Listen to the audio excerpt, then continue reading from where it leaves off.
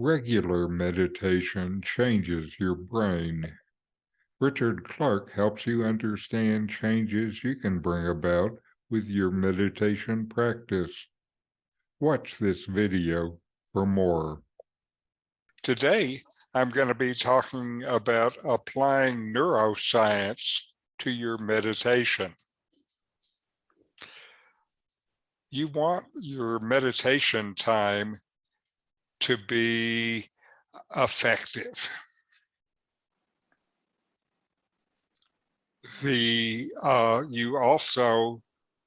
What you want is to be able to do two things.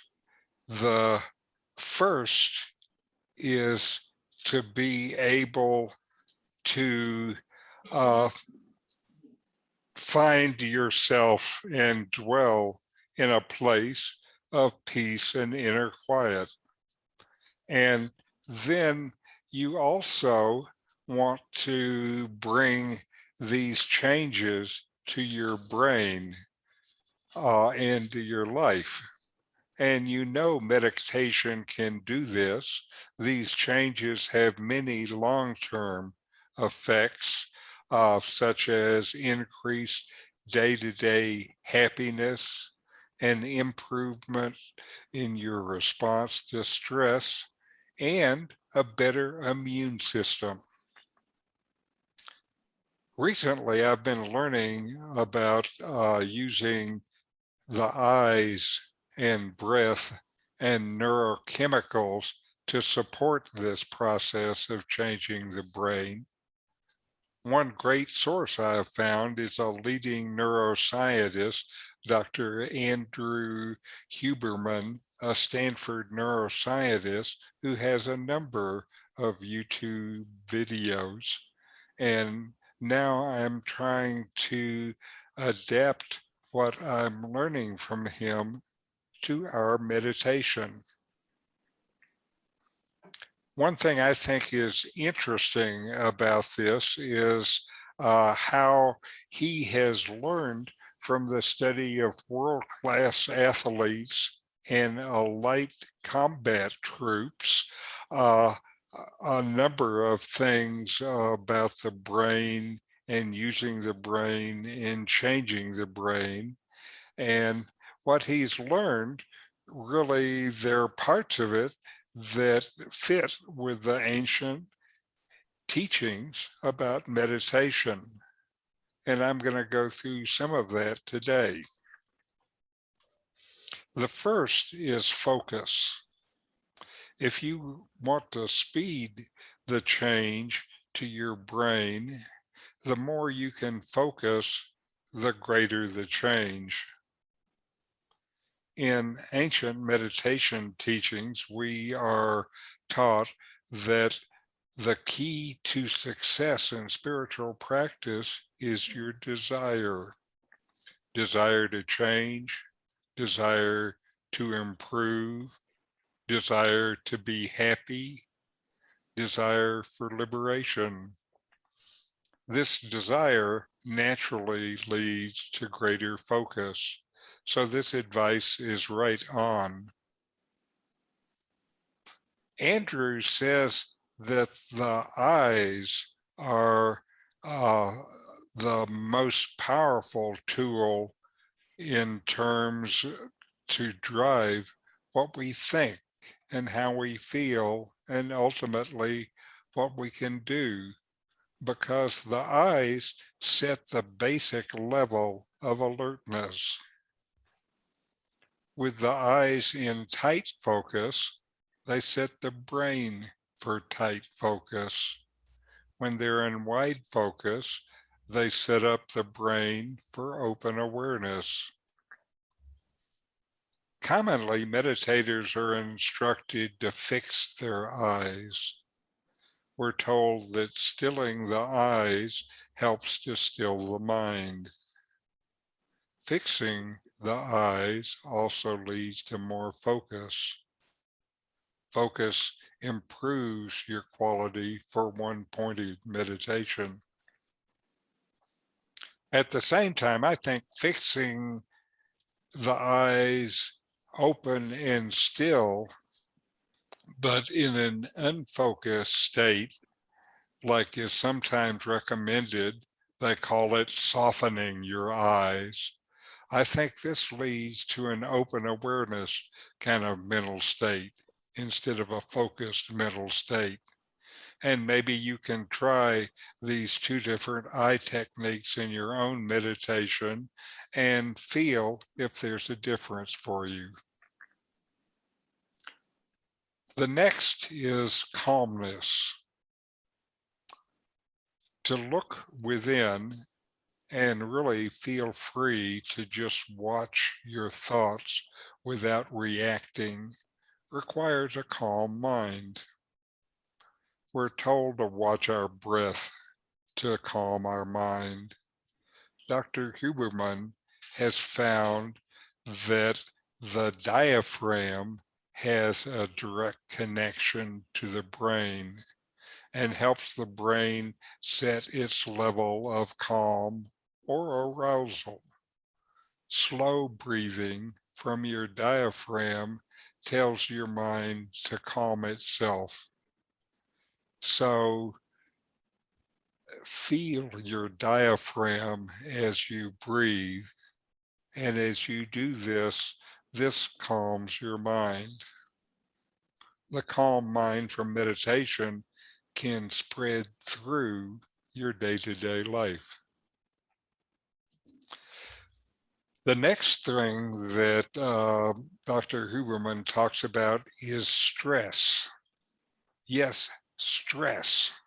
This seems opposite from the calmness we want in our meditation, but stress is a motivator and is actually a key to the biological process of changing your brain. This means that instead of avoiding stress, which is what we usually do, then move towards it. When you move towards something that is difficult, your brain releases noradrenaline, a neurotransmitter that both energizes your brain cells that you're using and then actually marks them for upgrading the next time you rest or sleep. This is the basis for neuroplasticity, your brain's ability to change itself. I'm trying to figure out how to use this in my own meditation. One thing I see for myself is an approach to mindfulness called beginner's mind, which for me increases my feeling of stress when I begin to meditate. Beginner's mind is where you do things like it is the first time you have ever done them, ever. What I notice within myself is that I like to know what I'm doing. This makes me feel more comfortable. But when I try beginner's mind, I don't really know what is next, how it will go, or what will happen. Beginner's mind is doing things like meditation, like it's the first time. And so you are exploring and curious about the unknown and open to what you find. For me, facing the unknown is stressful. So instead of running away from it, I can face it with beginner's mind and patiently watch and see if this brings changes. The stress, the noradrenaline, combines with the focus, which generates acetylcholine, another neurotransmitter. Together, they mark the neurons involved in the activity, and they set them to be upgraded when you sleep. So stress plus focus are the drivers to change your brain, the focus for neuroplasticity. Now, the last piece of the biochemical cycle is the reward. In the biochemical sense, this is dopamine, a third neurotransmitter.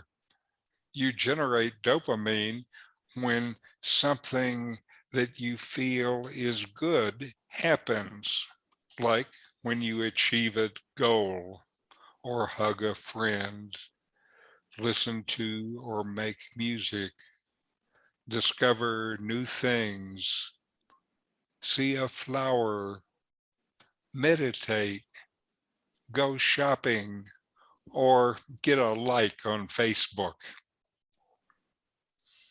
One secret of life is to learn to generate dopamine from internal actions, not external things like buying something new or a social media like. Dopamine is your body's reward system, and you can use it to increase your own motivation.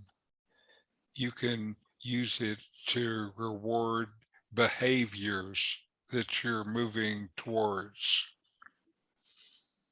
One secret to this is to set yourself small goals so that you can reward yourself for achieving it.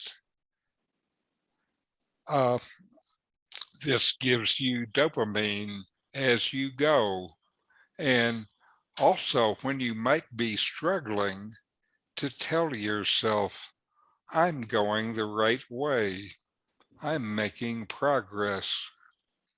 This might seem like affirmation, but really, this generates dopamine, and this reward encourages you to try again, to make the effort. We reward ourselves often this way, and it releases the dopamine, and you're happy. You can use what is being learned about the mind to help you as you work through your mind to bring peace and openness to change your life. Maybe today's talk will help you move a little bit along the way.